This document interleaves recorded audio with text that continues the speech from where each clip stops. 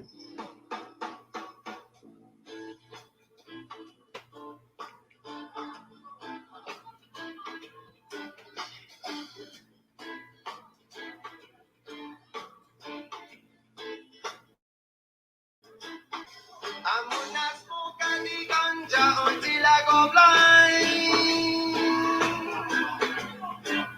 know I smoke the ganja all of the time.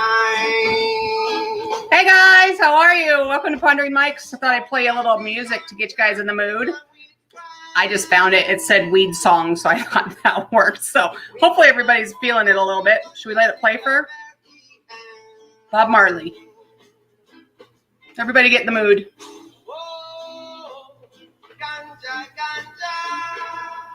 I think it's pretty self-explanatory.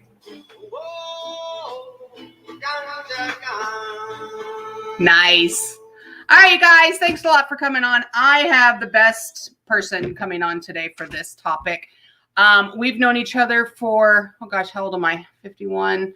I've probably known Glenn for 46, 47 years. We have known each other since elementary school. We grew up together. We went to middle school, elementary, high school, all of that, and we are still in touch. Glenn is an amazing guy. He's going to come on in a couple minutes. We're going to talk about everything weed, CBD, cannabis, whatever. I had to look up all those names, Mary Jane, bud, pot, all that. I personally do not partake, but that has nothing to do with this broadcast. I'm actually so excited about it. I couldn't even believe when I was doing the research today.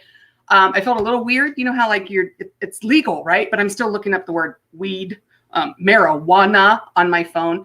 And I found out some really good questions. I had some of you guys actually email me and send me some messages telling me what I should ask Glenn or maybe some questions to help you guys.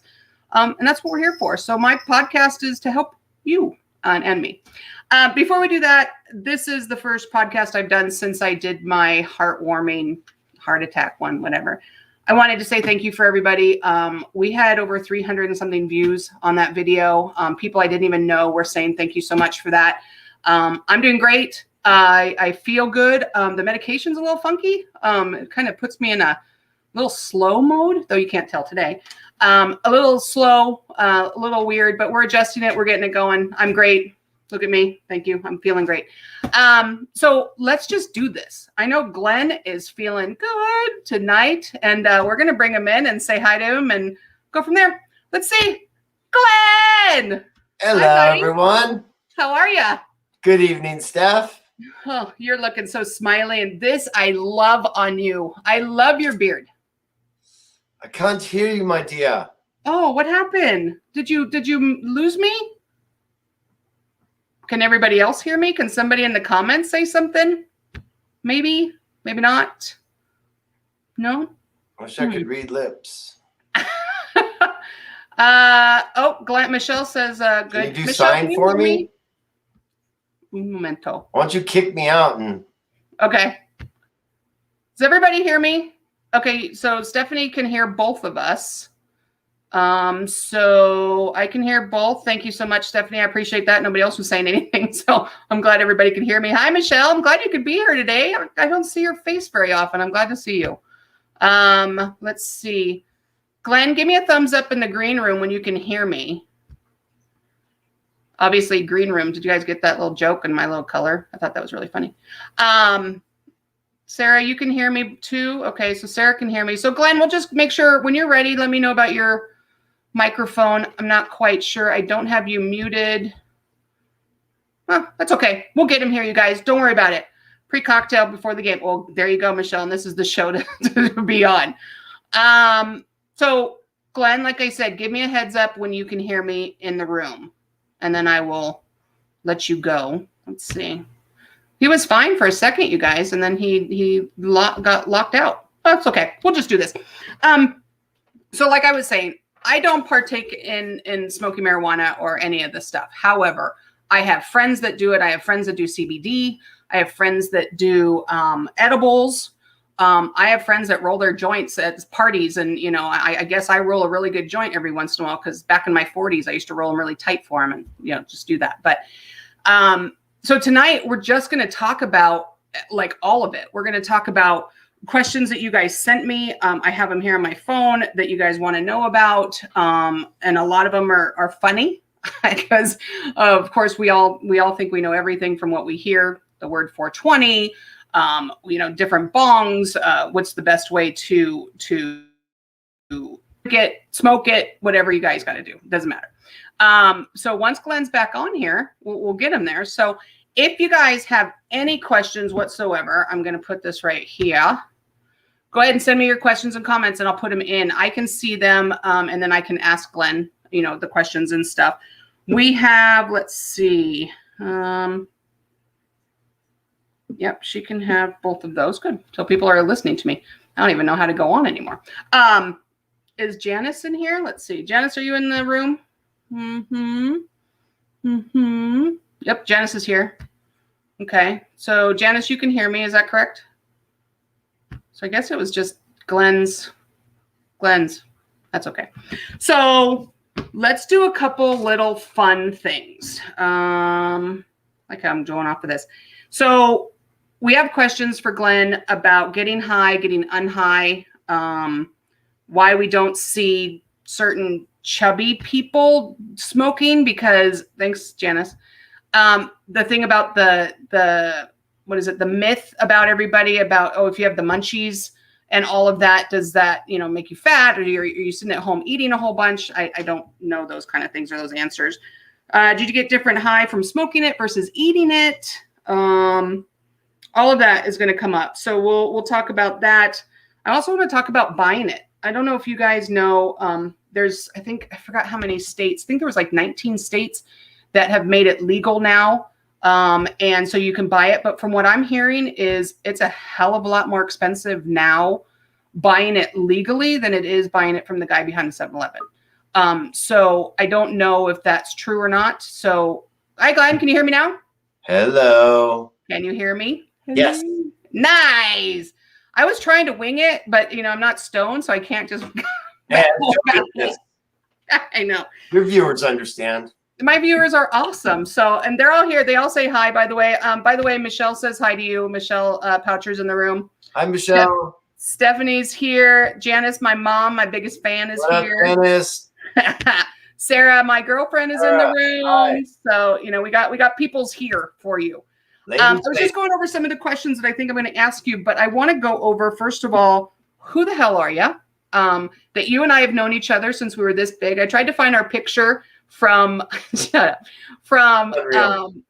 think it was like 3rd grade, maybe. It's unreal, girl. My mom just remembered today that you were in her 4th grade class.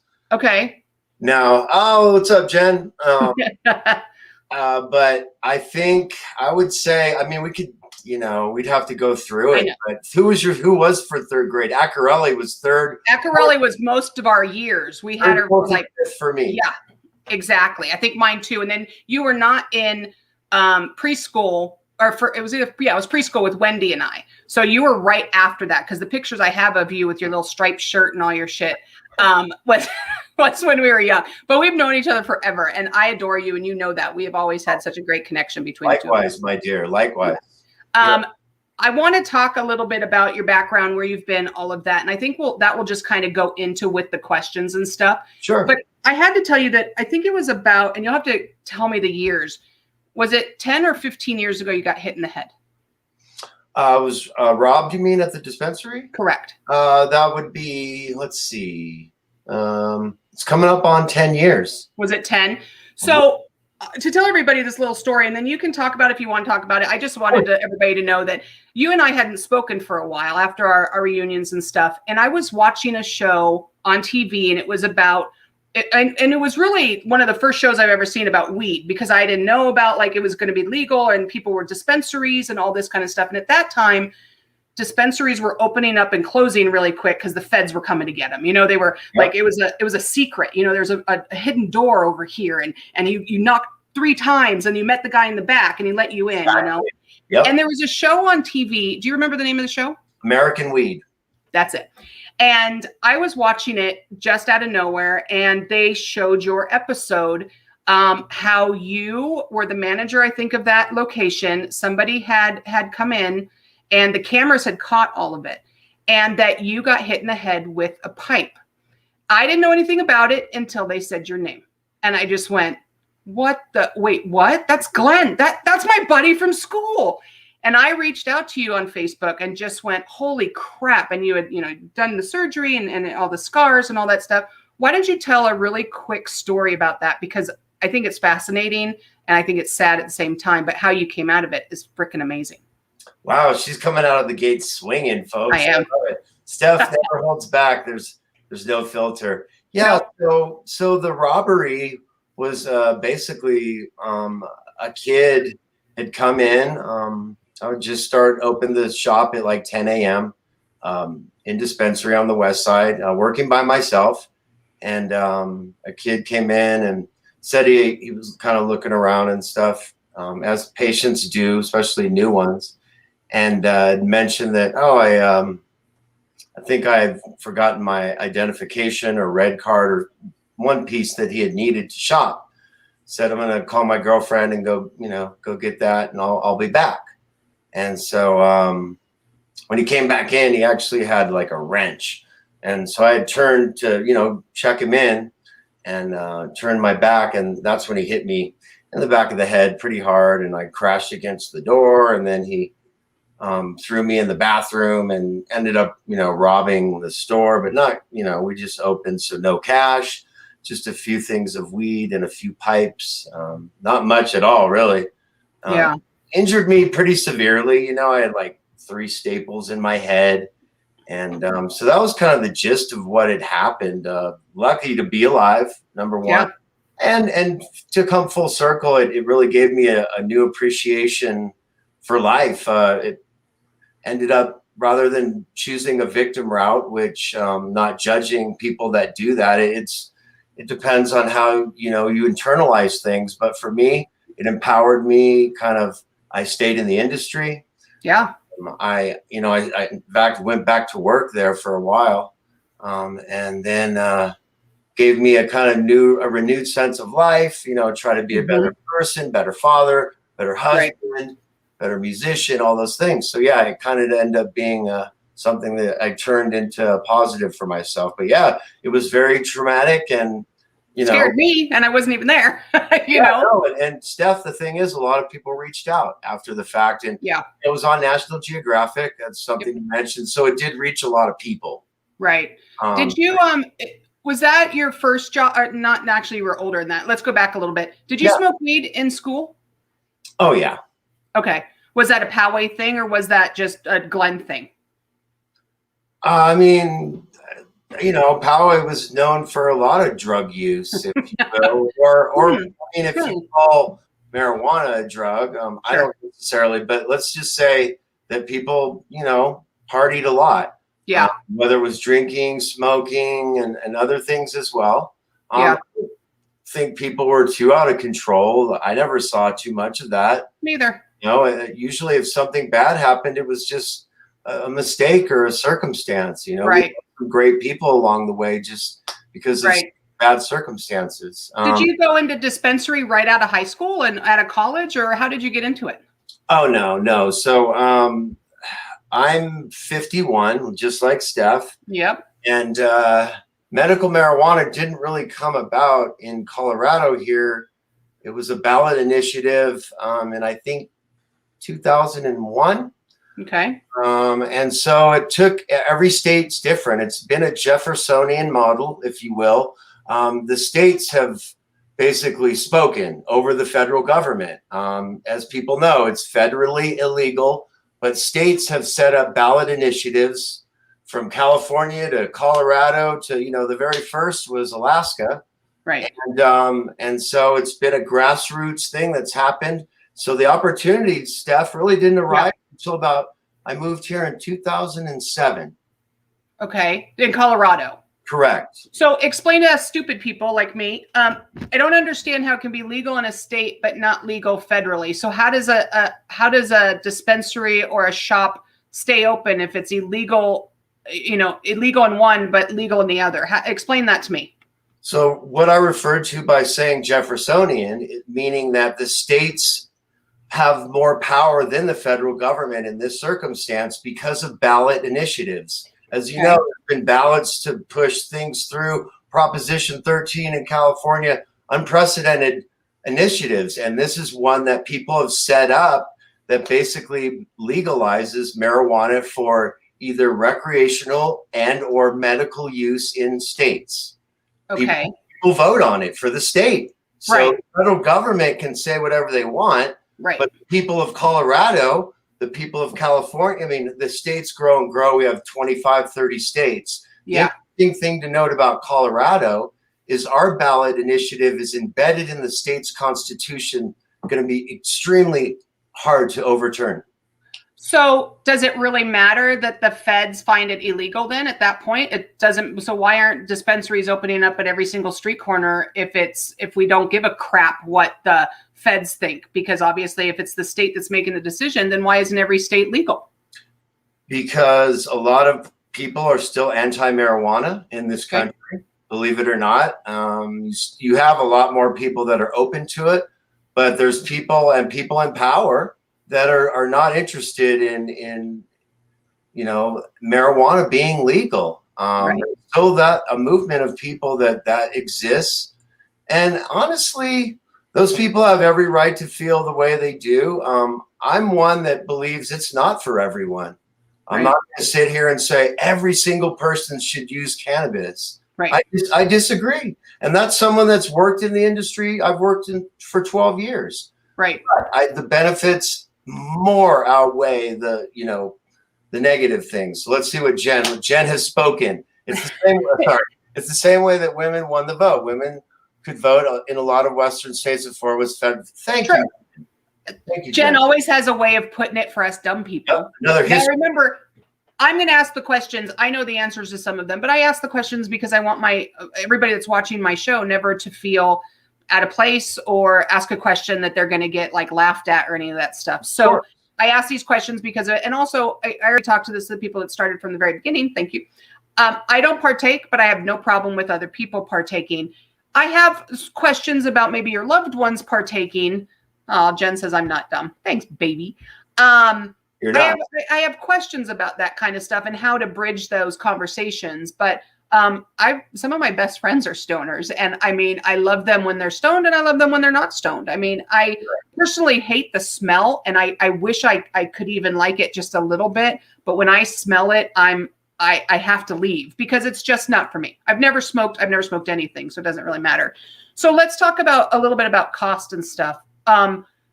I heard that dispensaries don't open a lot of the times because of some of the ropes and stuff they have to go through. But I also heard it's not cheap. And I want to know the difference between buying, or let's say opening, but let's go with buying because not everybody can open a dispensary. Buying weed at a dispensary versus buying it from the guy at the 7-Eleven behind the closed doors. I heard that it's very, very expensive right now to buy it from a legal place than it is to buy it illegal. Do you still think that that's true? And what's your take on it? Well, there's two different issues. The cost to open a dispensary is immense. There's no doubt, $250,000, $500,000, some $1 million gross.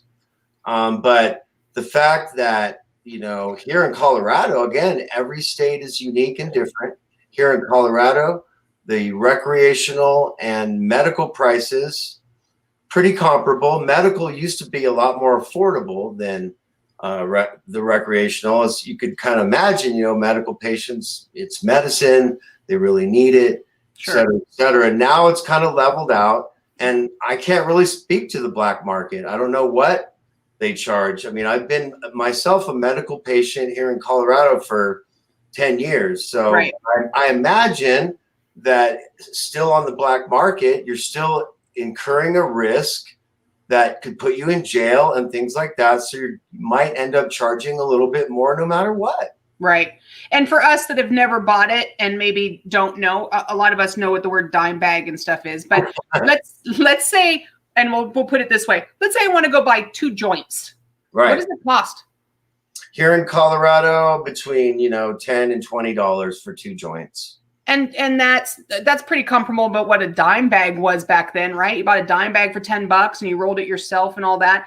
Do people still buy it loose and roll their own joints, or do you buy joints already rolled? Everybody's different. Okay. Some people like to, buy the shake and roll their own. Some people buy bud, grind it up in a grinder and roll joints or blunts. Okay. Is Is there a difference in potency when you do it like that, or is it just because they want to feel cool and do it themselves? What is the difference in buying it already rolled in a bag or grind it yourself? not going to be a potency thing. It's more convenience, and people like to roll their own blunts. Okay. That's the thing. That's something that they grind their weed up and then they roll it their own. So okay. Do you do that still, or do you have it rolled for you? I don't really smoke blunts, to be honest with you. Oh, okay. Yeah, I don't really. Some people, medicate a multitude of ways. I use basically a water pipe, and that's it. That was a question we had today. Would you like that question, Glenn? That's awesome. Yeah, there we go. Yep. And like how I bring this all to you. Full circle, girl. Full circle. I got it, baby. I'm getting good at this. I'm getting good at this pondering mic shit. Like it. What is a bong, and how does it work? And what's the difference with a water bong, or is a bong a water bong? I got all these questions for you people in this room. Yep, it's a bong. Yep. It basically has water in it and it cools down the smoke. So it's not like a direct hit, like a joint or a pipe. That's like direct hit, right? Fire and then product and then inhale, correct? So when you use a bong, it's actually the smoke's going through the water. So it's cooling down, the smoke. So it's not as harsh on the lungs, on the throat. Maybe you won't cough as much, but you might take a bigger hit. So it's a good and a bad thing. Either hey, that's good or whatever. It also take some of the tar out. Oh, it does. So that's a good thing, right? That's like a little bit of a filter gone. Yes. Okay. See me? I'm learning. I'm going to be the best person after this, I swear. You are absolutely. Mm-hmm. Can a person get addicted to pot? No, it's not addictive. Yeah, because it's not a drug; it's a plant. Okay. Now, here's the thing: when you get into the definition of a drug, it means you're changing the chemical compound of, said elements. So when, in other words, concentrates, which is a concentrated form of cannabis, i.e. shatter, wax, all these different ways that people smoke. It's real concentrated. That may be considered in some forms a drug because by definition, you're changing the compound of a plant into a chemical compound. So a straight shot versus a mixed drink. Exactly. Like your Everclear, instead of your glass of wine, your Everclear is like, bam, one little bit and that's it. And that's your concentrate. For some people, they can't even use concentrates. It's too intense. It's too strong of a high. Mm-hmm. Okay. So there is such a thing as getting too high? Absolutely. And explain that to me. What's the difference between having a high and maybe getting too high? For most people, the feelings that patients have described to me for being too high is anxiety. Okay. Just overwhelmed. And interestingly enough, something that helps kind of bring that high down is CBD. Oh, okay. Good. We were going to talk about that in just a little bit. So how do you get unhigh? Is there a way to come down faster? Yeah. What'd you say? I mean, not for your, I know it's hard because I've heard, again, a lot of people, I've dealt with thousands of people talking to me about marijuana. Bud tending has gifted me, so much insight as to experience that people have had. I love it. So for a lot of people, when they're too high, they end up falling asleep because of the intensity of it. If you're trying to make the most out of your day, or you're at a place where you can't, that's not a possibility. Right. It's about deep breaths. It's about finding some other thing, if you're able to meditate, even just like inside yourself. Sure. Breathing, things like that. Refocus your energy. That's a really big one for people. Yeah. Drink water. All the simple stuff. Right. It's not going to be like, oh, you need to do like these 5 things and stand on your head at the same time with your jump. It's really not. It's just breathe. I heard a stupid remedy that you chew on black peppercorns. These are all things I've read. I haven't heard that one, but that could be absolutely valid. The thing is, we all have different levels of knowledge and also different levels of experience with cannabis. Got it. Everybody's experience is different. Every single person. That's what makes it beautiful and wonderful and unique. And that's what I think I love about it. When I posted the video, one of our friends, Stephanie Trotter, she hopefully she'll be on the show or watch the show. She was saying with her Crohn's disease, it's really, really helped her, get that pain under control. So with lupus or anything like that, we have pains that we can't explain. I mean that's kind of hard to explain to people when you have a hidden autoimmune, because they're like, well, I don't see anything wrong, or what do you mean? It's not a headache. It's not a pain in your arm. What is it? We don't feel well sometimes, and we can't explain why. No. So one of the things that my mom and I were talking about is there any medications? Because unfortunately, people with certain problems or autoimmune or something like that take certain medications.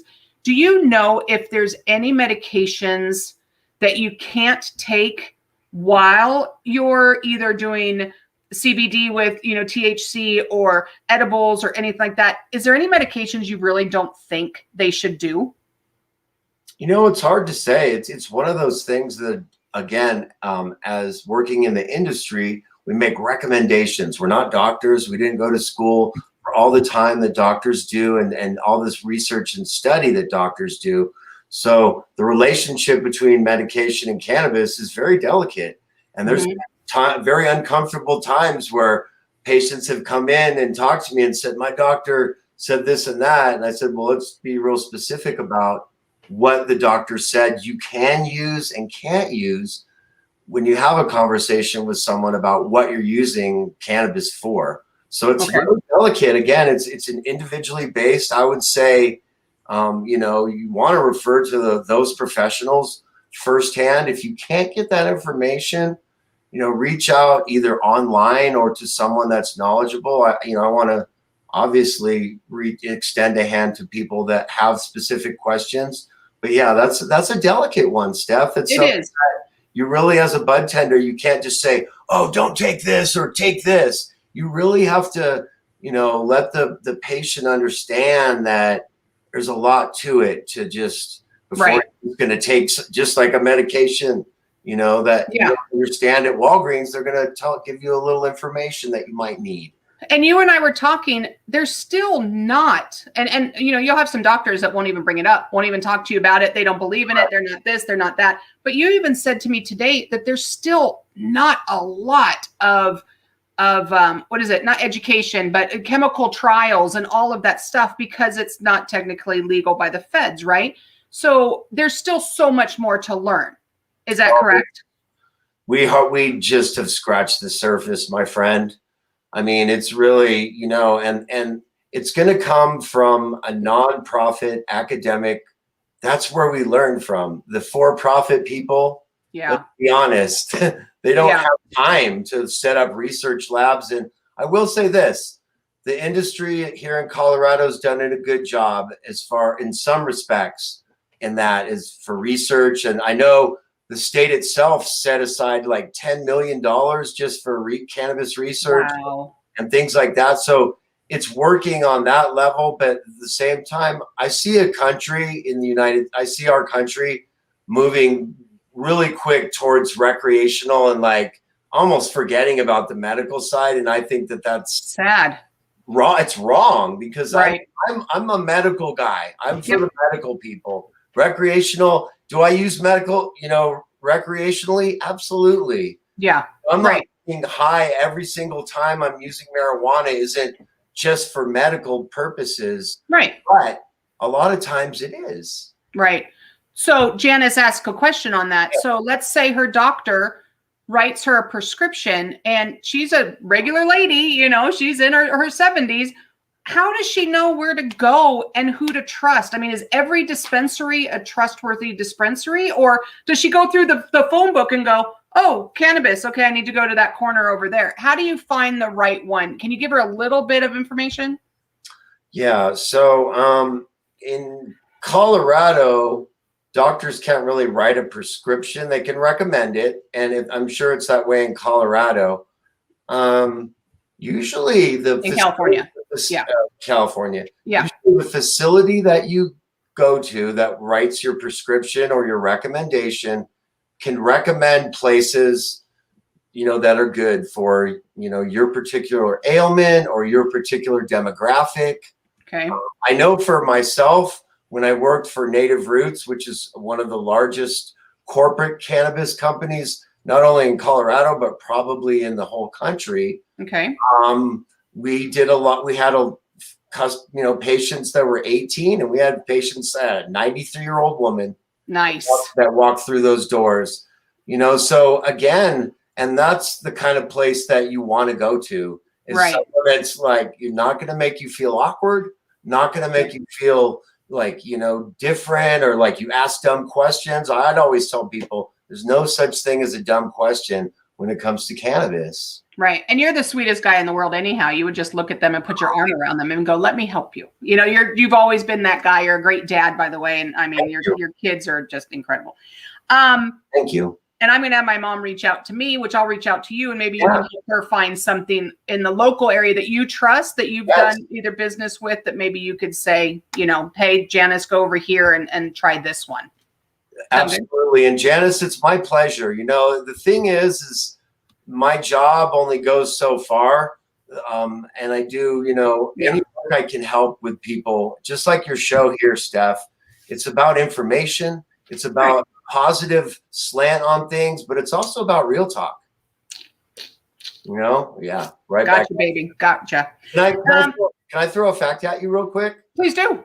Smoking is the least effective way to use cannabis. Why did you think that was my third question right here? Is there a difference between getting high smoking it or any other way? Dang, you're good. Yeah, so let's break it down, okay? Let's talk about eating, CBD, and smoking. Everybody get your pen and paper out. Let's do this. From the top right here, this is a tincture. This is a company here in Colorado called Iovia, a wonderful company. And this is a THC CBD product. 200 milligrams. So it's 100 milligrams of CBD, 100 milligrams of THC. It's a tincture. So tincture is the most effective way to use cannabis. It's a little eyedropper. Take it out. I'm not going to medicate right now. And then put it on your tongue. And again, it absorbs into the bloodstream most effectively, 80 to 90% efficacy. Wow. Efficacy rate? Yes. Got it. Got it. And then we got, we got some creams. Okay. So that's about 60%. And this is like a balm. So for joints, pain, stiffness, even things like behind the ear, whatever, for a little, nausea. And this is a company called Synergy. Dixie is the company, and Synergy is the product. Again, 1-to-1 CBD, THC, 50 milligrams each. Okay. Got it. Steph, here's for you. Woo. Wonderful company, very unique here, called Stratus. And a guy named Joe U. Vegas is a good friend of mine, and came on one of my podcasts and educated the folks about Stratus. This is actually a pill. It's a sleeping pill, and it's really effective. Let's see. There we go. That's THC and CBD, though, right? This is just THC. So 10 milligrams each. But just to let our viewers know, the cannabinoid, okay, we're talking cannabinoids here, THC, CBD. There's a very effective cannabinoid for sleeping, and it's called CBN. And I told our friend Steph about it because she wants to sleep well. So so Stratus, again, a very unique and wonderful company. Here's one for the ladies, Siptiva. And this is the product, 60 milligram tea. And this is for the cramps. No way. Yeah. Women, did you hear that? Cramps, tea. What the hell? Okay. And is that THC? Yes. And let's keep in mind, too, that the female cannabis plant is the only plant that exists. The male plant is only there to fertilize. So the grow that I work at, which, hello, Cannabicare, I love you. Everyone that works there it's a wonderful place. I work in a grow now. Okay. Every plant in there is female. So the male just populates the female, and the female has all the good stuff. The female basically buds on her own, and she is not fertilized at all. That's all on the genetic process. Sure. Bringing the males to change the genetics, but Right. it's the female flower. It's just a wonderful flower. It's Right. all females. I just hang out with girls all day. Glenn, women are wonderful flowers. We all know this. They're number one. Here's an edible. Oh, let me go back to you. There we go. Okay. Here's a 300 milligrams. And the edibles, it's a lot of different like chocolates. This is a cake pop. Again, I want to speak to milligram content. Yes, so, please. That's a question we have. 300 milligrams. That would probably put some people in the hospital with anxiety. Whoa. For myself, I could eat the whole thing and probably not feel too much. Okay. But that's because I have a tolerance to cannabis. I use it every day. Okay. So I know the question that people are wondering is, what is a good, reasonable amount of milligram intake to start with if you're going to eat a cookie, if you're going to, drink a drink? I would say between 5 and 10 milligrams. That's normal for the beginner and probably what you need, right? That's about what you need. Think about that. So I take 300, Steph. Fuck. And most people only need 5 or 10. Wow. You're rock star. We all know that already, but damn. Right. Mount Rushmore tolerance. But that's good to know. Like, okay, so we can put it in perspective. Yeah. People that drink might have a higher tolerance and have, a 12 pack, and some people get drunk off of 3 beers. So It's the same way. It's building up that tolerance. It's not obviously a great thing to do 300 milligrams when you can just do 5 or 10. And that's what you need for those reasons, to sleep or to whatever else. So you being in the dispensary, so somebody would tell that to somebody when they walked in, right? So we'll go back to Janice. Janice walks in there and says, I just can't sleep very well. I don't have a prescription right now, but I just can't sleep very well. I've never taken anything before. What are you going to prescribe? That person behind the counter is going to probably only prescribe her 5 milligrams, right? Absolutely. Okay. And a lot of people that honestly have addiction to Ambien. In fact, one of my coworkers and one of the things that helped was the CBN pills and any product with CBN in them. Just because, again, helps with sleep and Ambien. Those are like really drugs, powerful products. Right. These prescription drugs. Right. You got it. On.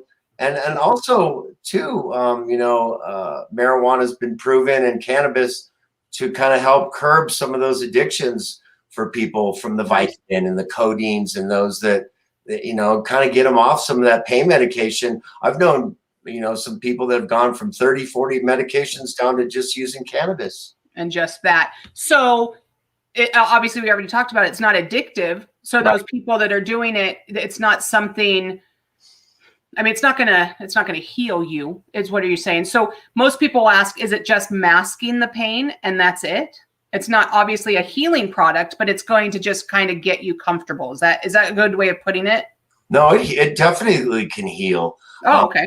We've seen some of the creams heal burns and things like, a lot of different products. No, there's healing properties. I just feel like for some folks, they want that instant gratification part. And like I had mentioned, one thing that's really important to understand about using CBD products is that you need to use these products for a few weeks before they're going to work in your body. It's not like an aspirin where you pop it and you feel no pain in an hour. Okay. So, and that's CBD with THC. So does CBD by itself work? It does. But again, you still have to use it like a vitamin. It's a regimen. You have to pop that every day. And long term, you're going to see some effects. You might, again, not see that short term, like, oh, my back hurts. But then after a month, you're like, wow, I can ride a bike now. And I don't have that achiness right now anymore. Wow. Like I have friends that are on their feet all day that rub, the salve and stuff on their feet to get rid of the arthritis or the pain or stuff. So it doesn't mask it. I feel like, cure is a very strong word. Right. Of course. But I think we can meet in the middle stuff with an understanding that it can be very beneficial in a lot of ways. And I like that you bridged it that way, because I want to know, obviously you're married to a wonderful lady and you have some beautiful girls. How would you bridge the conversation to somebody like their husband hates it, or their husband doesn't want you to do it, or even the wife, let's just go there, my wife doesn't want me using it, whatever. How do you bridge a conversation with somebody that isn't necessarily absolutely fucking not, but just, hey, you know what? It's not something for me. How do you bridge it to them to explain to them that you kind of need it or you want to do it and they don't approve? Give me a little conversation on what you would do. Hey, I lived it, honestly. My wife is someone that doesn't use cannabis at all. Oh, And, yeah. And so it's been a challenge. She's totally accepting, understand now, for years that it's put bread on the table and it's my passion. It's my life. But it was something for a long time that, she had a very difficulty understanding, what it was about. She's comes from Mexico, and the part of Mexico that she came from was kind of stigmatized in a negative way towards marijuana. Only these type of people use it and whatnot. And these are beliefs that, as young adults and stuff that we develop that are sometimes often hard to break, no matter who our partners are. Right. And so it's been a challenge for her, but we've seen, she's grown a lot. She's learned a lot. My kids, they've walked around $1 million grows, like football field side. They don't care about marijuana. They don't like the smell any more than you do, my friend. Good. Thank you. They're not interested in it at all in that respect, but they understand that dad has done a lot in this industry, and that dad is really loves what he does and is really passionate. And I've seen a lot. I mean, I was around for the Charlotte's Web. I don't know if you know what that is. No. Okay. Well, kind of how CBD kind of came about in a production line. I was working with the company, and they developed this oil for a young girl who had severe epilepsy called Dravet syndrome. And her name is Charlotte Figi. She's no longer with us. She died when she was 12 years old, and she's a hero of the industry. I mean, this girl was on the cover of High Times. Let's see if I have the copy. Let's do it. So she warms my heart. But yeah, it's I don't know where it is. But it looks like Lisa. Here it is. Lisa knows what it is, she said. There she is. Wow. So if you guys can get a hold, I knew this girl. I had the pleasure of meeting her a few times, and I want to share with people that the first time I met her, she was in a stroller and very despondent. She just looked really unhappy, really uncomfortable. And then the next time I saw her was, wow, comments are great. Thank you, people. Yeah. Next time I saw her, she was running like a different girl. And this is how she had the oil from the Stanley Brothers. They're a big company now. Stanley Brothers Incorporated and Realm of Caring. But anyways, I worked with them for a number of years, and she's so dear to my heart. I get a little emotional. Oh man, that's awesome to meet somebody like that, and to just be a part of her and her family and what they were trying to do to help her. I'm going to get a copy of that because I want to read the story. That's amazing. Yeah, and the only kid to ever make the cover, and it's a wonderful story about her, and her family. And like I said, it's tough to talk about her. Sure. And I discuss it a lot. I actually wrote some memoirs in a book, and it's hopefully going to be published at some point this year. But I talk a lot about her and just a lot of the things that we discussed today, Steph. So I just want to thank you for this journey. It's just wonderful. You're bringing me so many wonderful memories, and it's so great to share them with you and to also, disperse knowledge to people, and let's empower folks, right? Sure. Just you talking about her, Glenn, keeps her alive. You know that. I mean, just her story and what's going on. And like I said, this is educational. This is for everybody. And it's great to have, Lisa and other people in the room that know those stories, because that means that, hey, that people were paying attention to when that story came out. So I adore you. So whatever. Like you said, we're not gonna get mushy. What's remembered lives. That's a great line that you just basically paraphrased from a wonderful movie called Nomadland.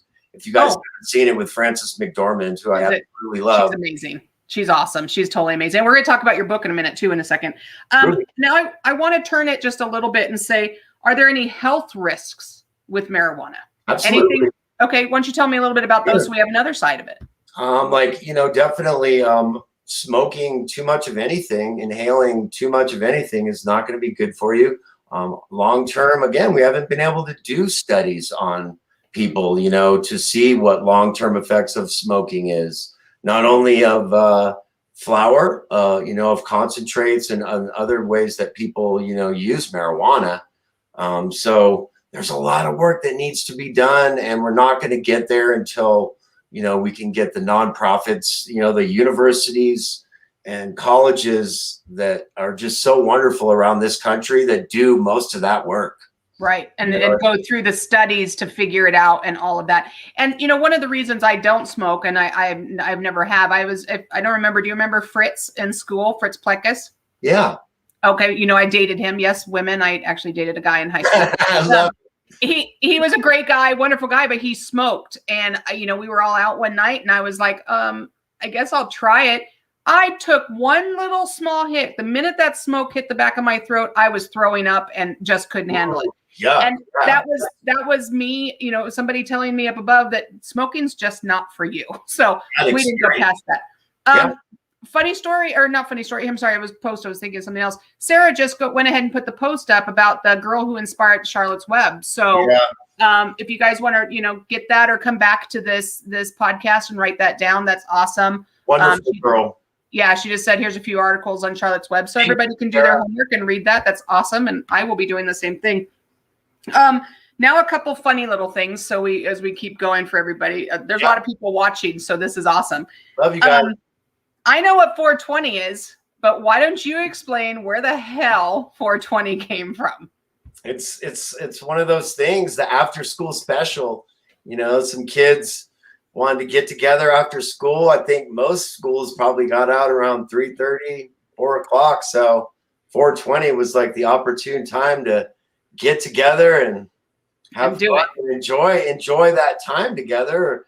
That first high of the day for some people and other people. And it just stuck. I think there was a story like 2 guys started it, and they were like the first 2 to ever say it, and boom, it went crazy, right? One of those kind of urban legends gone rogue, really. It's for different things, but that's kind of was a couple, a group of kids were like, oh, well, let's meet up at 420 and now it's a joke everywhere. You say 420, even if you don't do marijuana, and you're like, oh, marijuana. Hey, let me tell you something. It's actually the biggest selling day in the dispensary world here in Colorado. Crazy. That's awesome, but crazy. That's just, It's a stoner holiday is what it is. Of course it is. And that's okay. I mean, hey, everybody needs a holiday, right? Right. Lesbians have a whole month. So, hey. You deserve a month. Woohoo! Okay, so this is going to be a funny one. Okay. Chubby people and smoking. Why the heck don't I see 100, 200, 300-pound people walking around smoking pot? Because of the munchies. So let's explain why and what munchies are and why you're skinnier than hell. Everybody I know that smokes pot is skinny, but yet if I had the munchies at 2, 3, 4 o'clock at night, I would weigh that much. Explain the munchies, explain why it happens, and then explain why I don't see all those people everywhere. Okay, so first thing is you only get the munchies from certain strains of marijuana, okay? And it's different for everyone. Generally speaking, an indica, which means that it's more in your body and less in your head and more of a kind of body high for you, is generally what brings on some kind of hunger during that time of getting high on an indica. Now, there's also certain strains that are known as suppressants, and where make you not want to eat, make you kind of a little bit jittery, a little bit wired. That's more of a sativa or a hybrid sativa where, you have a feeling where, you don't want to eat and stuff. So again, only specific strains you would feel that hunger. And I mean, that's the best time to take advantage of that Ben and Jerry's or that bowl of popcorn. Woo! Got to go with it. There's no reason to fight it. But it does happen. Okay. I would say less and less with me. Actually, it kind of fuels for me. Really? But for some people, it's definitely a thing where they can enjoy food more, I think, as well. Right. So we'll talk about one other thing, and this is my last question to you today because you're doing awesome, by the way. You're answering everything that I've ever wanted to hear. I heard edibles are processed through the liver, making the THC substance more potent than smoking a lot of weed. Isn't that harmful if it's going through your liver? Have you heard that the edibles are going through your liver and stuff before, but it's yet stronger than you actually smoking a ton of weed? I don't know that it's stronger on your liver. I do know that there's an enzyme in your liver that for some people, they can't experience a high from edibles. Okay. Now, whether that, if you turn that on the, on the outside of it or on its head, if that means that it's harder on your liver, I would say still no, because you're not going to be taking massive doses of edibles the way that you can consume marijuana smoking it. Okay. Smoke a lot more than you can eat a lot more. Your body will allow you to smoke more. Your body's good. If you eat too much, your body's will shut down. Bye-bye. Yeah.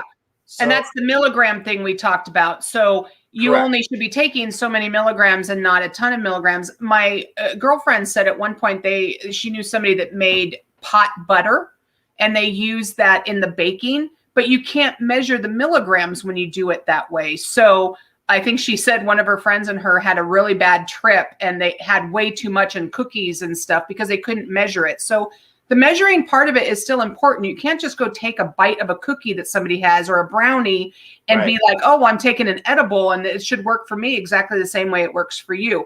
Isn't that correct? And that's why we have to get this information from you at the dispensary or you at, at the bud place, because that stuff is very important, right? You got to know which one, what you need, what milligrams you need. And that is why you know the stuff, correct? Exactly. It's really important to stay within your comfort zone of your milligram intake. In fact, there's an interesting show that people might want to check out. It was called Bong Appetit, and it was basically a cannabis cooking show. And it really gives you insight into measurement and how concise that you have to be. And I'll be honest, a lot of the dishes that people made, I'd be like, man, I could eat all that and not even feel anything. But that wasn't the point of the dishes. Right, exactly. It is to microdose. To use right, you don't need to be, you don't need to be like thrashed, right? I mean, it's not about that for a lot of people. It's about getting over that. And I'm sorry, I don't have the camera on me. Sorry about that. It's getting over the pain that you need it for. So if you need to sleep, you don't need to be freaking higher than a kite to go to sleep. You just need that little bit to go to sleep. You don't need it to be stoned all day on your Saturday and all of a sudden you wake up on Sunday night going, oh my God, where'd my weekend go? Unless that's what you want. I mean, that's obviously to each his own, right? So Lisa posted right here. She said, that's one of the reasons I smoke the strains I do and prescribed Marinol, I think it is. I have a stomach condition and can't eat a lot, so it helps. So that's the kind of information, we get from everybody is they know what they need and how much they need based on what's wrong. So you're a working stoner. We've talked about this. You have a record label. You do music. You do some podcaster. The Pod I know is a great one. You also do Sunday Spin. How is it that you can be stoned the whole time and actually be a working stoner? I mean, I want to know how remember the old stuff was every stoner sitting on a couch watching Beavis and Butthead with his hand in his pants, eating Ben and Jerry's. How is it that you do what you do as being a stoner? I'd like to know. Well, I'll tell you what, it really started in high school. When I started to use cannabis every day, I got basically turned into a straight A student. Yeah, you were smart. Smart. Not my freshman year, but yeah, sophomore on. Thank you. You're right there. You're whip smart girl. Are you kidding me? All of us highway 64s, but 64. But really in high school, and I kind of proved to myself, like, wow, I was high this whole time and still got A's. Same thing in college, straight A's, boom. And then it was realized that I really enjoyed more than proving that I could do it high. Yeah. Was man, I really enjoy playing music high. I really enjoy being at concerts high or being at a restaurant or certain things that I would just enjoy being in the moment and being in that atmosphere and that intensity that it brings to me. And it's a spiritual thing for me. It's honestly, when you play that music at the beginning, reggae is a deeply spiritual music. Music's my religion. Yeah. So it's when I hear that, it's like, it's soul stirring for me. It's like all I do other than cannabis and family is music. So yeah. Well, let's talk about that, mister. So I don't know, you guys know this. Glen is a huge musician, and I can never say that word like you couldn't say some other words. What are those drums behind us? I know, baby. The drums are killer. So Glen actually played music in school, you guys. In high school, they had a very, very good band, went far. And Glen's record label is called Anonymous Collective. You guys can find him on Facebook. I know there's a new record out with you and one of our friends from Stables Media. Why don't you talk a little bit about that, and let's talk about some kind of specials for some friends of ours. Yes, absolutely. So Skinny Mulligans is Vinny G and myself, and it's a band that we put together, gosh, 10 years ago. But we just came out, we're putting out our first album, really. It's called 1966, kind of harkens back to the era of, garage rock and, Paisley and, right before the psychedelic stuff, not like LSD and all that yet. Just that free, like Beetle Boots, think Rob Abramson. Nice. I love Rob. Right? 1987. Yep. That's kind of the niche, 11 songs. And we have friends playing on it like Tony Accarelli. Yep. Brian and Tobias Hilbert. My dad does a little DJ thing on it. Who else is on it? Our buddy Derek Bachman, our friend Shaggy Cullen. So a lot of Poway people. Yeah. And Poway is known for its music. I mean, we have a lot of people that came out of Poway. Why don't you tell us a little bit about Geno Music at bandcamp.com? Yes, so Greno Music, bandcamp.com. It's basically where you can find the Skinny Mulligans. You can find my solo stuff. I think there's about 10 different albums I put out since I've been in Colorado. And just all the different music that we're doing, a collaboration album that's coming out with probably 15 or 20 different people and myself. So yeah, just a bunch of different music. It's a blessing. Good music. Yeah, it's good music. It's not bad music, you guys. This is a great guy. He's a good guy. And then talk a little bit about Sunday Spin, which is on Sundays on the Stables Media page. Why don't you talk about what you guys do on there? Okay, as Tony Russo would say, spin the record. But yeah, we talk to Benny G and I, partner in crime. We talk to musicians every single week. We've expanded our music community by like eons. Yeah. People from the 64 this week coming up, Rob Brewer. Nice. Yeah, we love Rob. So we've been wanting to have him on for a while, but everybody from Rob Abramson to Chris Marspeller and then people all around the country too that we've met. A bunch of friends from mine in New Mexico that we played shows with, and it's just wonderful. It's a great way to just spread community, and it's so much fun, Steph. I know. It's a gift. Dude, you guys were the rockin' band of high school. Are you kidding me? The no shirts, the long hair. I love that shit. Hey, on Facebook, Anonymous Collective, you guys, if you guys go on Facebook and look up Anonymous Collective, if you guys buy anything on that site, whether it's a record, whether it's, everything he has on there, if you mention Pondering Mics, Glen is going to sign the shit. He's going to maybe even have one of the artists actually sign the stuff and send it to you guys. So, buy something, get a whole bunch of stuff free. You guys are going to love it. We'll promote. We love all of this. Hey, Glen, will you do me a favor? Yeah. First of all, thank you so much for being on the show. You are the cutest guy I know since 4th grade. Steph, right back at you. You're the cutest girl. You and I would have made the best couple. And we would have rocked it, and then I would have come out gay, and we would have been best friends. It wouldn't have mattered. Or I would have been gay. Who knows? Who knows? We would have made a great gay couple. Right, exactly. I love it. Thank you so much for all the information. You guys, if you guys need any, there's Vinny G's in the house. I love you, Vinny. Vinny's awesome. If there is anything you guys need from Glen, I'm going to get some information from Glen. If you have questions, if you guys want to walk in a dispensary and don't know what to ask, Glen has those free samples. He's actually sending to me. I don't know if I'll try them, but you know what? I'm going to, don't even start. I got some muscles today. I'm going to try some stuff because I trust Glen. So if you guys have questions, if you need help, Glen's here. He wants to spread it around so you guys get the right information. That's important to us. This is not hey, go get stoned, you guys. Go do this. Let's get the right information out there. If you guys need it, you'll have it. If you want to start it, you'll have it. If you don't agree, that's okay. That's why we're here. Janice wants to tell you, thank you so much for that excellent show. Very informative and fun. Look at me, I'm not even drinking. Will you do me a favor? Would you play us out on your drums a little bit? Yeah, I will. Absolutely. Let's do this. Let's play it out. And if there's anything else you want to add, please add it right now. That'd be awesome. Just remember Skinny Mulligans, 1966, out on 6/6. Also, it's a Sunday. Also, a very special Sunday spin hosted by the Joe Madden and love it. friends. Jen, we love you. And then also, what was I going to say? I had one more little thing I wanted to say. What was your album, your book? Oh, your book's coming out. Oh, we knew about the book. No, it was something different. No, I just kind of spaced on it, I guess. All right. Well, no big deal. Oh, just love everybody. And yeah, thanks for tuning in. Steph, it's been a pleasure. Oh, I know what. stirthepotco@gmail.com for questions. Oh, nice. Say it again, just so we have it. Stirthepotco, as in Colorado. Yep.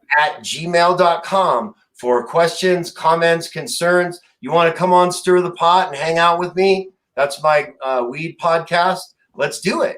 I'd love to. I love it. Stir the Pot CO at Gmail? @gmail.com, baby. Woo! Let's go. All right, guys. Glen's going to play us out on his drums. He's going to rock it out. We'll give it a couple minutes, and then we'll go ahead and end the podcast. Do it, Glen!